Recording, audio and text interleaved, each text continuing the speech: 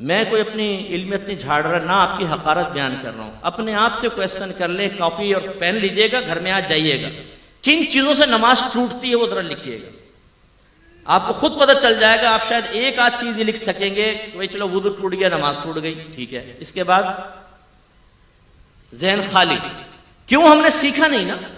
یاد رکھیں کہ جو علم سیکھے بغیر بعض اوقات نماز پڑھتا ہے, میں نہیں کہتا ہوں, آپ کے نبی ارشاد فرماتے ہیں ایک بندہ 60 برس تک نماز پڑھتا ہے لیکن اس کی ایک بھی نماز اللہ کی بارگاہ میں مقبول نہیں ہوتی, اس لیے کہ وہ رکوع صحیح کرتا ہے تو سجدہ غلط کر دیتا ہے, اور سجدہ صحیح کرتا ہے تو رکوع غلط کر دیتا ہے. سرکار مسجد میں بیٹھے ہوئے ہیں, ایک دیہاتی صحابی جن کو عرابی کہتے ہیں وہ آئے, نماز ادا کی, آ کے سلام کیا. سرکار نے سلام کا جواب دیا, پھر فرمایا صلی فإنک لم تصلی, تو نماز پڑھ کیونکہ تو نے نماز نہیں پڑھی.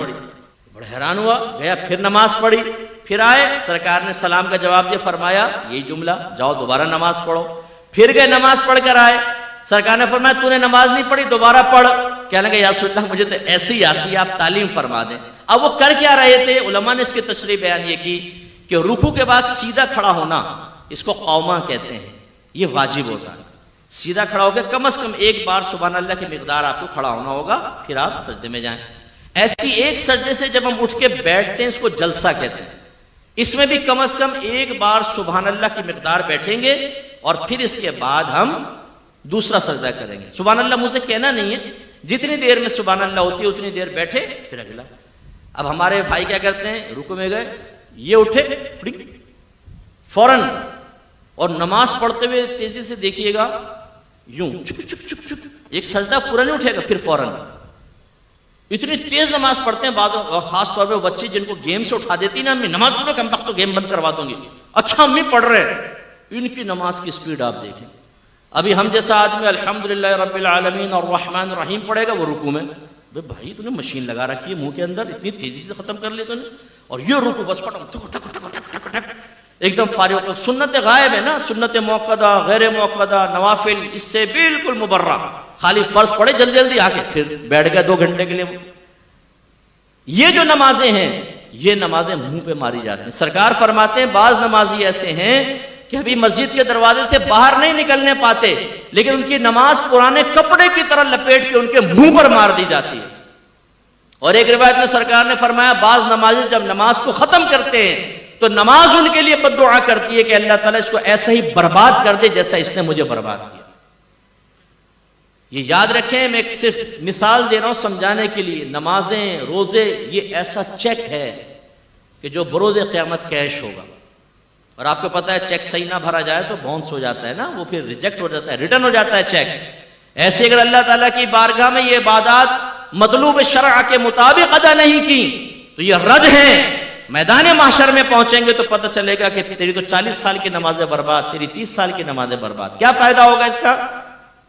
ہم نماز کو بوجھ سمجھ کر ادا کرتے ہیں بعض اوقات, یار بس سر سے بوجھ اتارنا ہے, نہ دل لگ رہا ہے نماز کے اندر, جلد جلدی نمازیں پڑھ رہے ہیں, اور خیالات کی یلغار ہے, یلغار, خوف خدا کے ساتھ نماز ہی نہیں پڑھ رہے.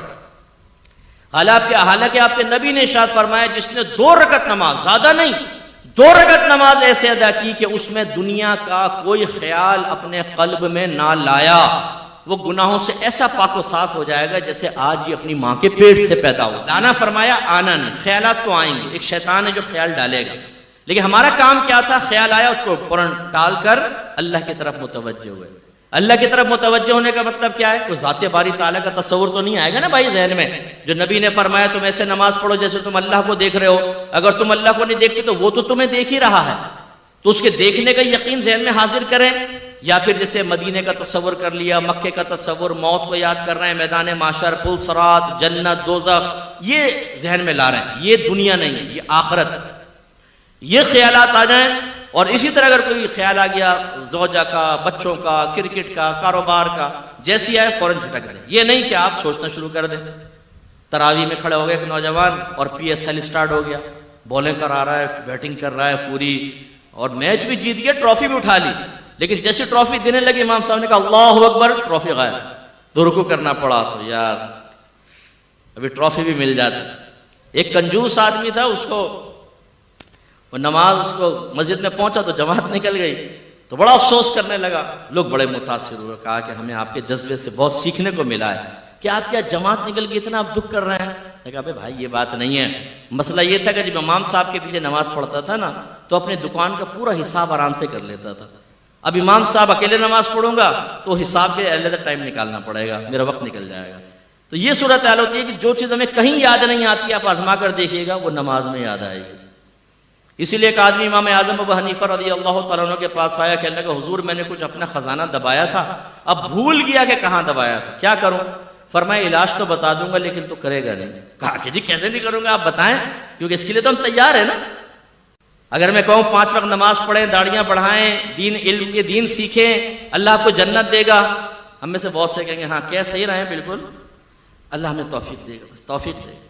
اور اگر میں کہوں میں آپ کو وظیفہ دے رہا ہوں 100 مرتبہ آپ کو پڑھنا ہے، 100 مرتبہ فجر کی نماز کے بعد، اسی دن آپ کو 1 لاکھ روپے نہ ملے تو فقیر کا گریبان پکڑ لیجئے گا. آپ کہیں گے مفتی صاحب اگر گھر میں چائے پی لیں تو بڑی مہربانی ہوگی.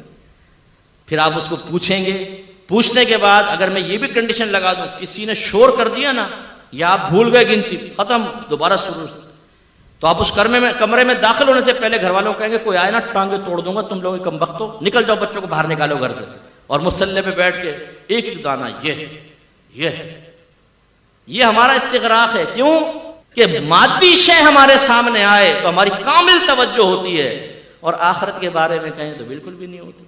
تو اللہ کے نبی نے یہ فرمایا 2 رکعت نماز، دنیا کا خیال نہ لاؤ، گناہوں سے پاک و صاف ہو جاؤ گے جیسے آج ہی ماں کے پیٹ سے پیدا ہوں. لیکن یہ بھی میرے نبی نے ارشاد فرمایا، علامہ آلوسی نے اس حدیث کو نقل فرمایا، سرکار نے فرمایا آخری زمانے میں ایک شخص بھی مسجد میں ایسا نہیں ہوگا جو خشوع و خضوع کے ساتھ نماز ادا کرنے والا ہو، یعنی ہر ایک دنیا کے خیالات میں مگن کھویا ہوا ہوگا.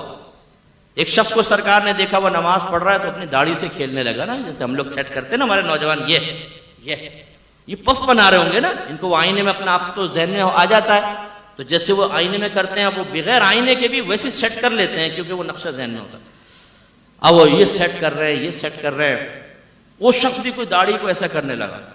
تو میرے آقا نے صحابہ سے فرمایا اگر اس کے دل میں خشوع و خضوع ہوتا تو اس کے اعضاء بھی خشوع پذیر ہوتے، یعنی اگر اس کے دل میں اللہ کا خوف ہوتا تو اس کے اعضاء سے بھی ظاہر ہوتا کہ اللہ کے خوف میں رہ کر نماز پڑھ رہا ہے، لیکن تو داڑھی سے کھیل رہا ہے. اور یہ ہمارا حال ہوتا ہے. تو کامل نماز کب ہوگی؟ جو مطلوب شرع کے مطابق، اور جس کو اقامت الصلاۃ فرمایا گیا وہ تب جب ان تمام مسائل کو سیکھ کر اور خشوع و خضوع کے ساتھ نماز ادا کریں. تو آپ برا نہیں مانیے گا، اپنی پچھلے پورے مہینے کی نماز کو آپ سوچ لیں، کوئی 2 رکعت نماز ہم نے ایسی ادا کی جس میں دنیا کا خیال نہ آنے دیا ہو.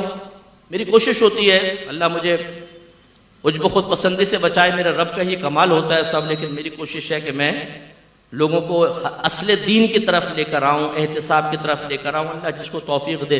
تو میں جب جمعے کی نماز پڑھانے لگتا ہوں تو میں سب کو کہتا ہوں یہ 2 رکعت نماز حدیث سنا دیتا ہوں اور کہتا ہوں کم از کم یہ 2 رکعت نماز ایسی پڑھنی ہے کہ دنیا کا کوئی خیال دل میں نہ آئے. ہمت کیجئے گا.